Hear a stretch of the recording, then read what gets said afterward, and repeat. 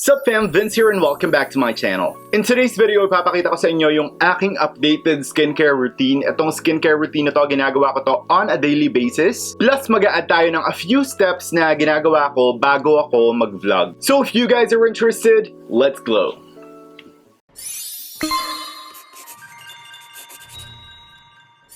I have nothing on my face right now. Nag-ayos lang ako ng hair and naglagay ako ng contact lens. So yung pinakaunang ginagawa kapag nagsiskin prep ako for vlogs is nagpapatak ako ng dropper sa mata. Bakit? Dahil napakaraming beauty lights na nakasurround sa akin and normally kapag sobrang haba yung oras na kailangan ko mag-vlog is nagiging irritated yung mata ko and nagda-dry out siya and namumula siya. So for that, I'm using the IMO Red Eyes formula, hashtag not sponsored. Pero sobrang big help talaga to sa akin lalo na kapag gusto ko mag-shoot ng pictures. If you would notice, medyo maputi-puti yung eyeballs natin doon. Ito yung main reason kung bakit ganun, para hindi magiging irritated yung ating mata. Kung ikaw marami kang friends on social media na mahilig mag-makeup, tapos titingnan mo yung mga pictures sila, minsan makikita mo talaga na matagal nilang pinaghandaan yung picture na yon dahil namumula na yung mata nila. And yes, sometimes nakakalimutan na nila yon kasi nag-focus sila doon sa mismong look na ginawa nila. So just a piece of advice para sa ibang gumagawa ng makeup na tingin nila walang solusyon yung pagkapula ng mata nila, well, instead of editing it out, pwede kayong gumamit ng IMO. One more thing na nakaprep sa akin dito sa aking makeup station is itong mga cotton buds. Aside sa very useful to sa paglinis ng makeup, well, ginagamit ko rin to pangtanggal ng muta. Yes po, sometimes may pumapasok na makeup sa mata natin and nagbe-build up siya, so instead of rubbing it out, ito lang yung gagamitin mo para hindi mabubura ng daliri mo yung eye makeup mo. Next up, mag-move on na tayo sa lip prep. I'm using two different lip scrubs. The first one is the Detail Cosmetics lip scrub. Ito yung kanilang Honey Almonds na lip scrub. What I like about this is hindi siya sugar-based. So, grains talaga siya. And dahil nga grain siya, super magiging exfoliated talaga yung lips mo, removing any dead cells. If you apply this one directly, baka hindi siya kumapit sa lips mo. So, naglalagay muna ako ng Nivea lip balm. Ito, regular lip balm lang. Nabili ko lang to sa 7-Eleven. So, i-coat lang natin yung lips natin para kumapit yung mga lip scrub na ilalagay natin. Next up, we're just getting a little amount and magsisimula na tayo mag-lip prep. Once done, kukuha lang tayo ng regular baby wipes and i-wipe off natin to. Normally, ginagawa ko to sa CR kasi pag dito sa makeup station, kumakalat yung granules ng lip scrub. So at least doon, dire-diretso na siya sa drain. To further exfoliate the lips, I'm using the Amor Pute Maria Señorita Coffee Lip Scrub. Ito, gustong-gusto ko tong lip scrub na to dahil coffee-infused siya. As in, literal na kape siya. So, sobrang bango niya. And this one is a mixture of coffee and sugar. So now, i-coat lang natin yung lips, itong lip scrub na to. Again, medyo makalat siya, so I suggest na gawin nyo siya sa CR or sa sink. Now, we're just gonna gently rub this on the lips.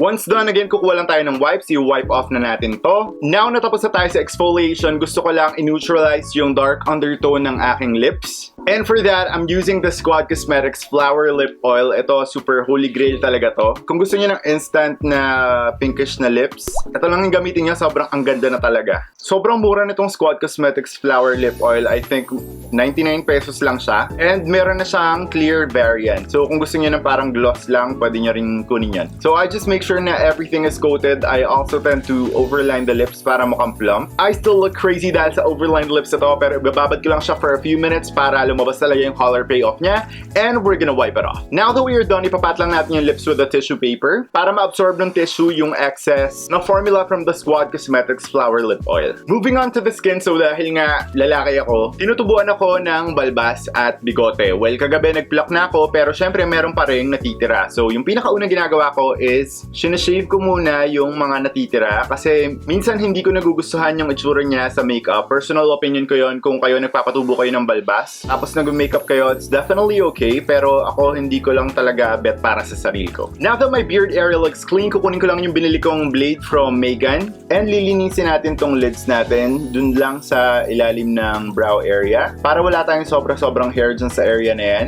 Pag sinishave ko yung area na to, hindi ko completely tinatanggal yung mga hair strands. I still want to keep it looking natural. And once that looks clean, ito palagi ko itong ginagawa pag nagbo-vlog ako, sinishave ko rin yung small hairs dito sa aking buong face. Yes po, sa aking buong face. Bakit ko to ginagawa? Kasi una, lumalapat yung foundation ng mas maayos. Pangalawa, nasa-scrub off niya yung mga dead skin cells dito sa aking muka. Hindi lahat ng tao ginagawa to, pero for me, personally, it helps. So gagawin ko rin siya on the other side. Just be very careful kung gusto nyong itry to. Kasi right now, wala naman akong naka-usling pimples, so wala ako dapat iwasan. Pero if meron kayong mga pimples or super sensitive yung skin nyo sa muka, I do not recommend na gawin nyo to. Once all the shaving is done, kukuha lang tayo ng baby wipes. And i-wipe off lang natin yung face, just making sure na wala nang mga excess hair na nakalapat lang dun sa face natin. Kasi pag may naiwan, syempre hahalo siya dun sa inyong makeup. Okay, for toner, ang ginagamit ko recently is a toner na pinadala sa akin ng isang brand that I really love. It's not yet for release, pero hopefully in the future, ma-release ng brand na yun itong toner na to because I really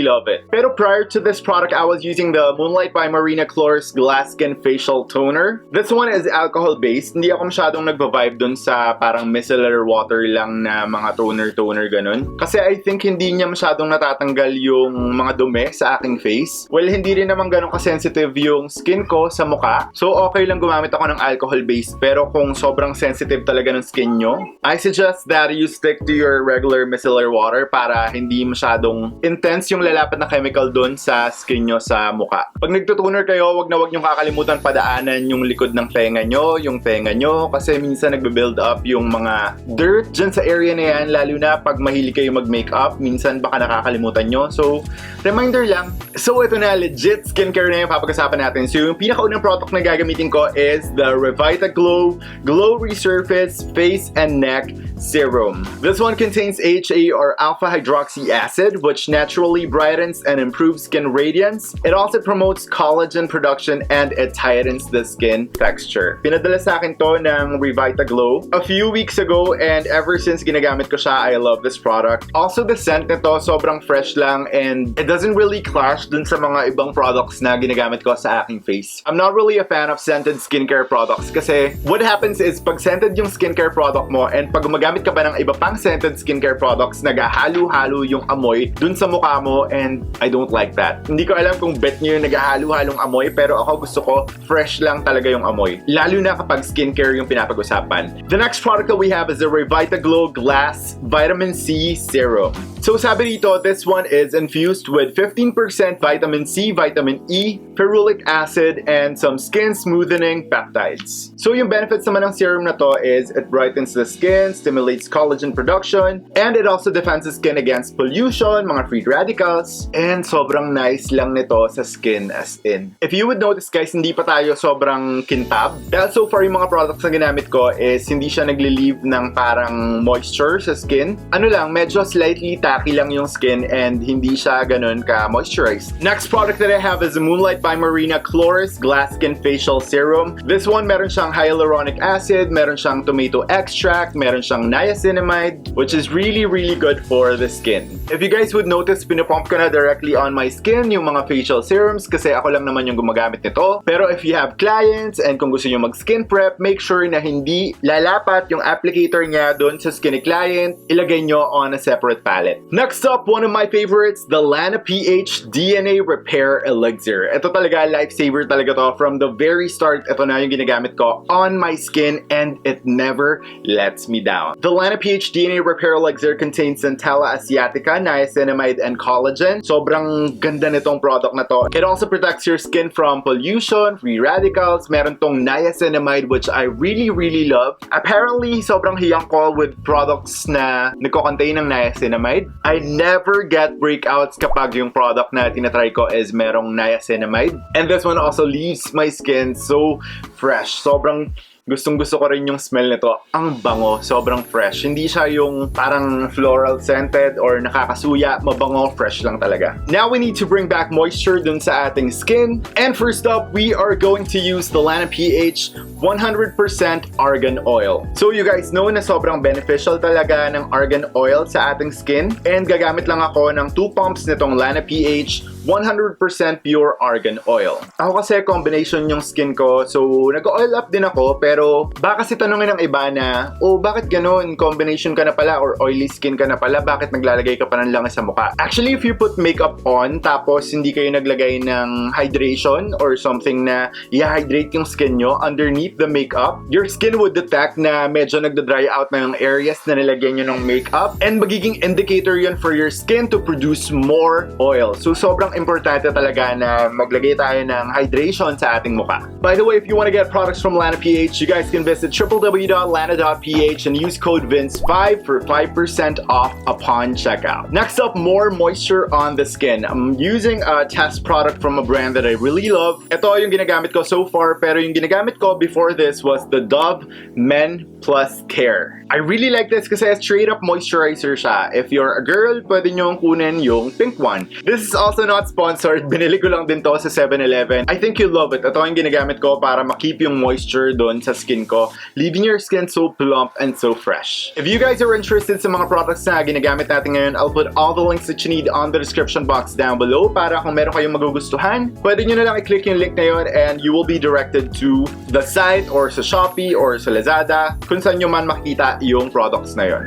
Now that moisturizer is on, we're just gonna lather this on the skin. Just make sure that your entire face is coated. Next up, I need sunscreen. Surrounded ako with beauty lights. Ang mga ilaw sa bahay natin, meron din siyang UV rays. So for that, I'm using the Lana PH Skin Protect Brightening Sunblock. This has SPF 80 and this one contains 50 ml worth of products. One pump lang yung gagamitin ko to cover my entire face. Again, if you guys are interested, you can go to www.lana.ph, use code VNCI for 5% off upon checkout so that you guys can get some money off your purchases. Now we are looking so fresh and glowy. Kita nyo naman yung glow sa face ko. Sobrang nice lang. If you're on a regular day, pwedeng ito lang yung gamitin mo. Maglagay ka lang ng cream blush, tapos you're good to go. Pero ako, dahil nga mayroon akong i-film na vlog, I will be using the Maybelline New York Baby Skin Pore Eraser. Pagpasensyaan nyo na pala kung naririnig nyo yung pamangkin ko kasi nagsisisigaw siya dun sa labas and wala talaga akong magagawa dun. I do have super obvious pores dito sa area na to. Hindi po perfect yung skin natin. Pwedeng hindi nyo makita right now kung sa cellphone kayo nanonood, pero kung sa computer kayo nanonood at HD talaga yung pinapanooran nyo, if you zoom in, makikita nyo talaga yung pores ko here sa area na to as in. So dito ko talaga kina-concentrate yung Maybelline Baby Pores kasi natatanggal niya talaga kasi parang nagva-vanish talaga yung pores ko, and the rest I'll just put on my entire face. Idadamay ko na din ang aking neck area. So yes, medyo na-neutralize niya yung glow sa aking skin, pero kita nyo naman nagpe-peek through pa rin yung glow from the moisturizers and the argan oil na nilagay natin, and just perfect lang yung glow. It looks very, very natural. Well, natural naman talaga kasi wala naman tayo nilagay na makeup, puro skincare lang.